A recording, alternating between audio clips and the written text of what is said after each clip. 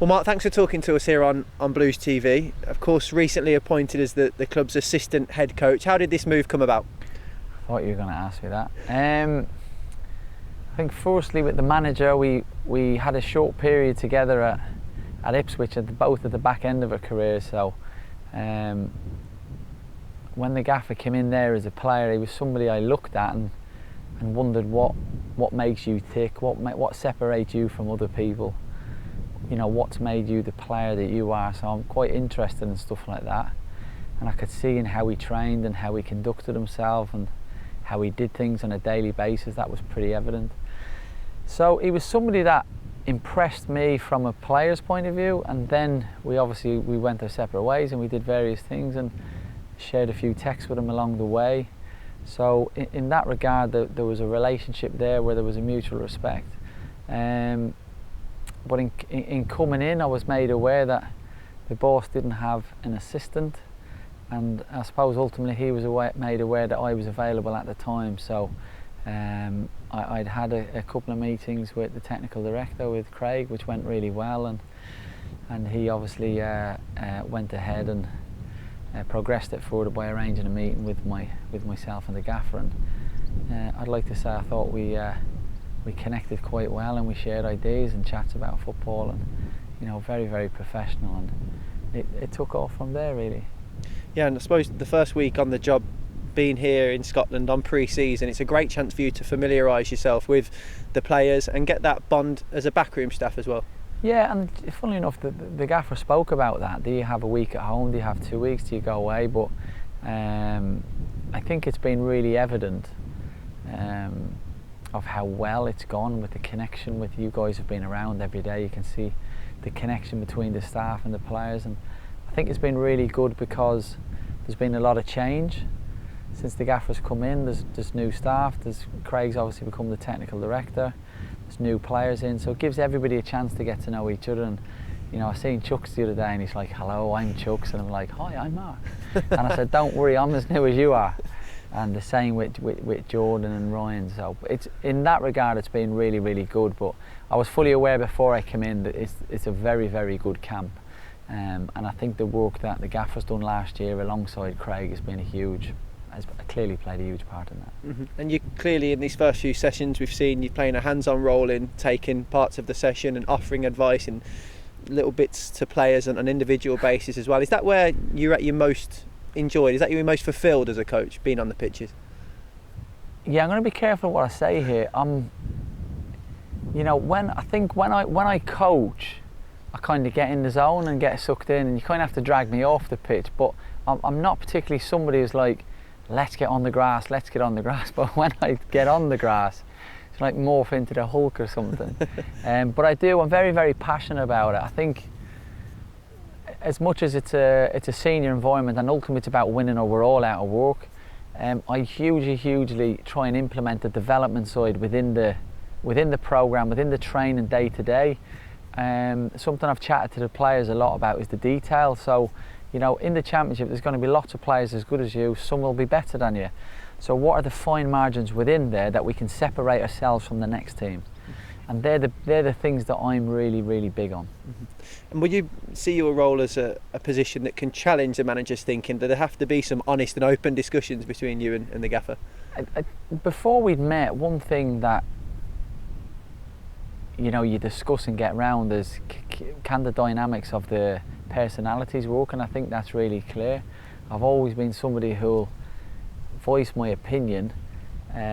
The gaffer is clearly somebody that likes that and respects that, but I think the skill to anything is giving a message is one thing, how you deliver it is another. So obviously people can't see, but there's two people in front of me now, so how I will speak to you won't necessarily work there. So I need to make sure the skill is getting the message across, but correctly. And I'm a big believer in treating everybody the same, but you've got to treat everybody well. If you're treating everybody the same, you're treating them like muck, it's not going to work. And that's also been really, really evident in how the gaffer deals with his players.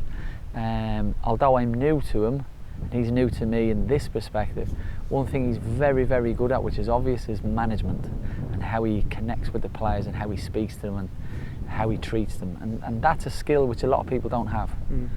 you of course enjoyed a fantastic career as a professional, but how different is coaching to playing? Do you still get the buzzes that you would have as a player or not? I don't miss playing. Some people don't like this. I don't miss playing one bit, and I'm going to be careful what I say, because lots of people out there will go, you know, I loved being a footballer. It was the most amazing time of my life, and I really respected it and cherished it and valued it. But now that I've had 20 years of it, it becomes a job, the pressure, the stress, and you've got all that in management. But in coaching and management, I really believe you can influence more. As a player, you're just one guy. I don't miss that sort of side of it. And I suppose the biggest thing for me is where I am as a coach today is where I was as a player when I was 16 getting in the first team. You're just, you know, a kid in a candy shop. When you move on to a different career like coaching, and I've actually been doing it 9 years now, but I'd still class myself as being a very, very young coach. I'm reminded of where I was as a young player. If you come and see me in 20 years, I'll probably go, or 10 years, but I'm sick of this, I've had enough.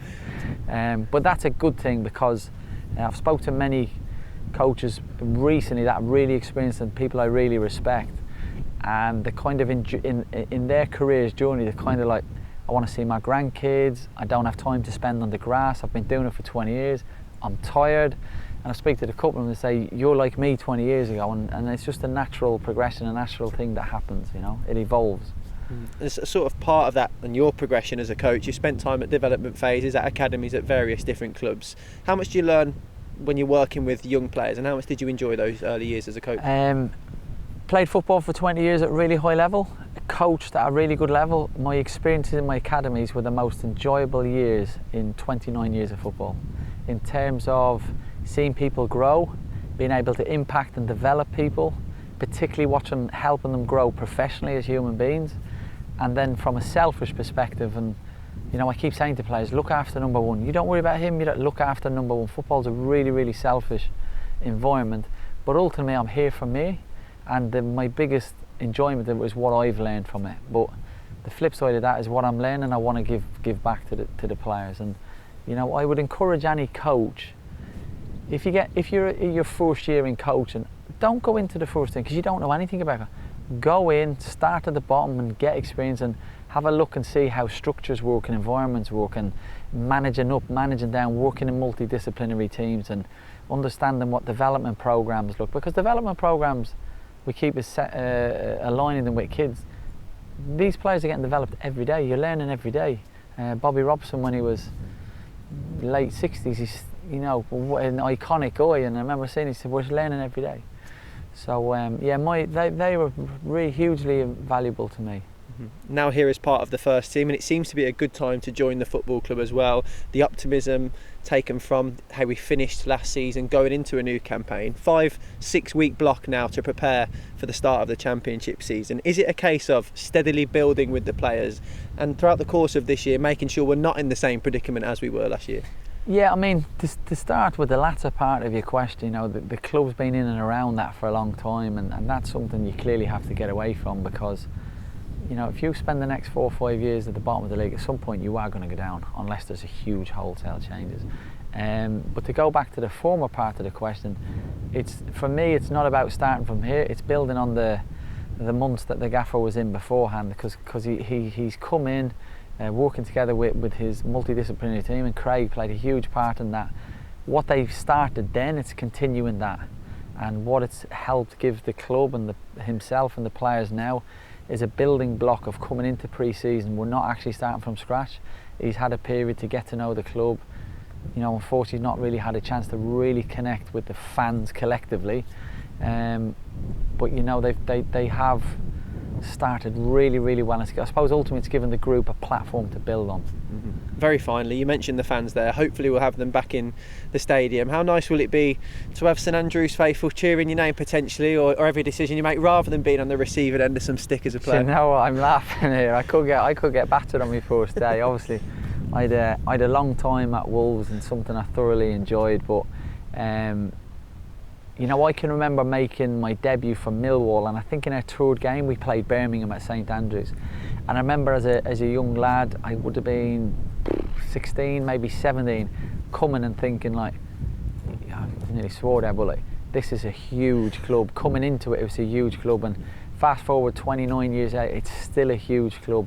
I would say it's almost a bit of a sleeping giant at the minute.